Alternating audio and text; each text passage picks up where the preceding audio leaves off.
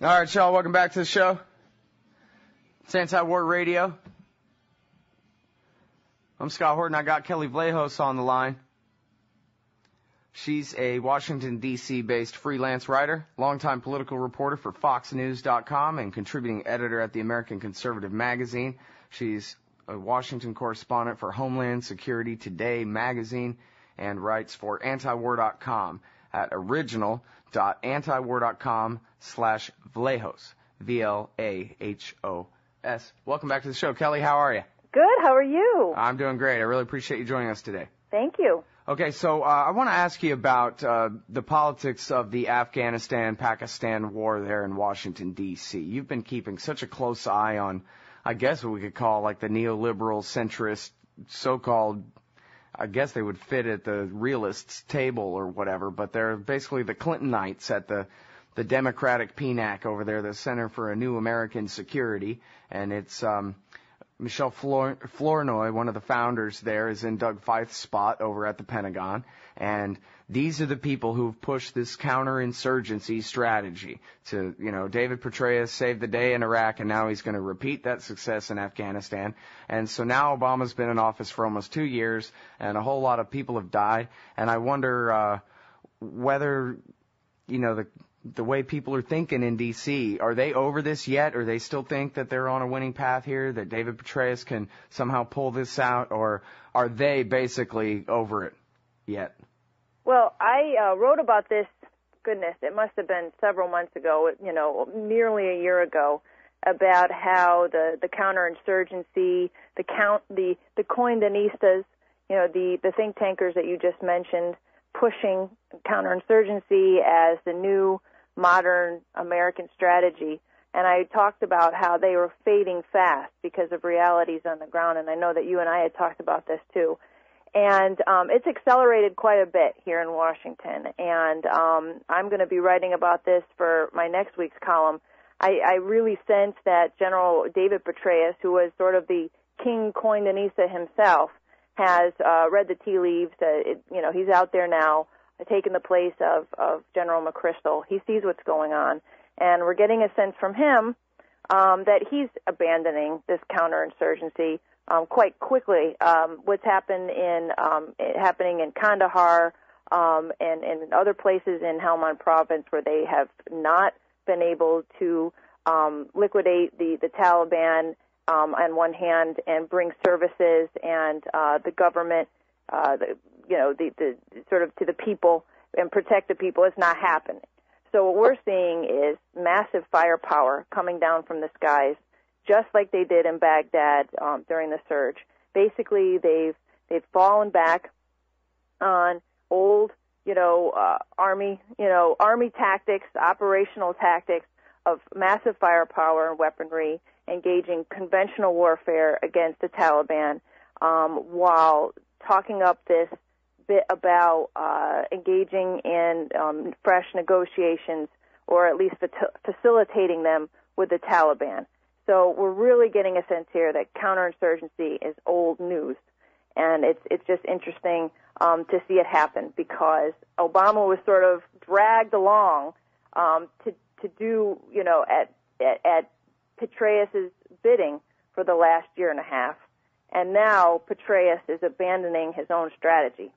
Yeah, and even at the start of that, the deal was, they know they're going to have to deal with the Taliban, but what they want to do is kill the Taliban really good for a year and a half and get themselves in a stronger position to negotiate. Right. And yet, I guess you're telling me they've already realized that the more they fight, the weaker their position. They might as well deal with the Taliban now, and that's not just the political Democrat types up there. That's the generals too. Petraeus himself is saying, all right, let's go ahead and talk. And I think that's what I'm reading between the lines and the last week or so. I mean, I'm sure you've noticed that the mainstream news has been saturated with these headlines about talks with the Taliban. NATO is protecting the Taliban leaders who are coming to Kabul. I've read in other lesser-known publications off the beaten track, there's talk about how a lot of this is mainstream, spin and hoo-ha, that, the talks have been going on in Saudi Arabia between Afghanistan and facilitators in the Middle East for some time now. It seems as though what we're doing is trying to put a gloss on a pretty ugly situation.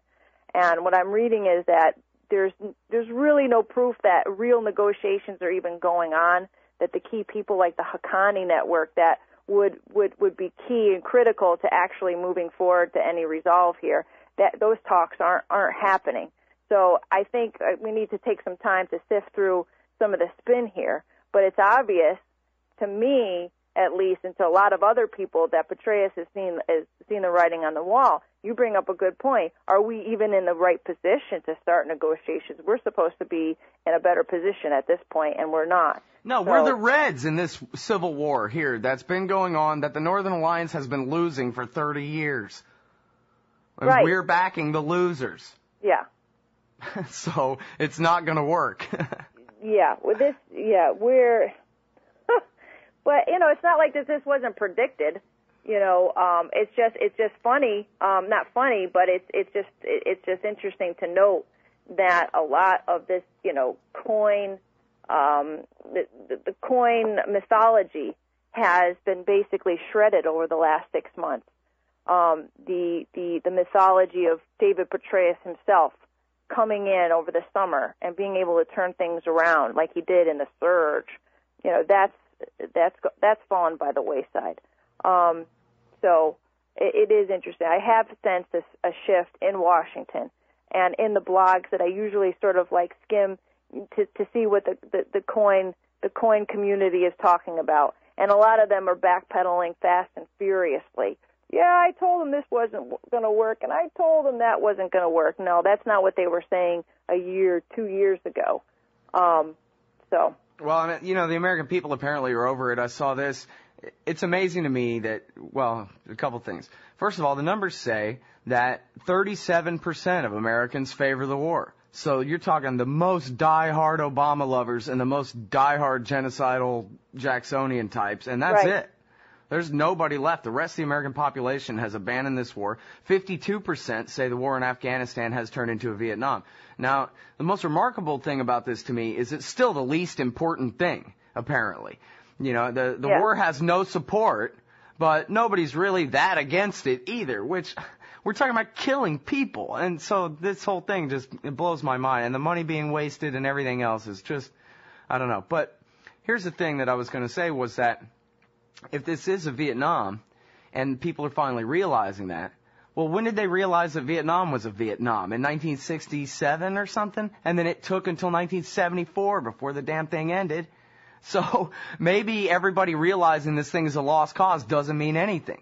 You know what I mean? Right, exactly. And to make a analogy to Vietnam, if Petraeus is indeed, and we're seeing evidence all over the place in the headlines this week, if he's indeed shifting over to a war of increased firepower, drone strikes, dropping bombs on Taliban targets, basically full out, that is very similar to the sort of increase in firepower, the bombings after Nixon took office. It was the last hurrah. It was the last, ditch effort to win that war, is just to bomb the crap out of them. And if that's what we're doing, we're hardly going to leave this war. We might leave this war. We might even get out in 2011. I'm not sure about that. But we're definitely not going to do it wrapped in glory. So we're basically just going to kill, thousands of more people before we finally get out of there and just leave a big crater behind. Well, I guess, that's better than not leaving a crater. We get to feel tough on the way out from losing a war. Don't you feel tough, everybody? Turning people into craters? We'll be back. Kelley Vlahos on the show. All right, y'all, welcome back to the show. It's Antiwar Radio. I'm Scott Horton. We're talking with Kelley Vlahos on the show today. She writes for Antiwar.com, original.antiwar.com/Vlahos. And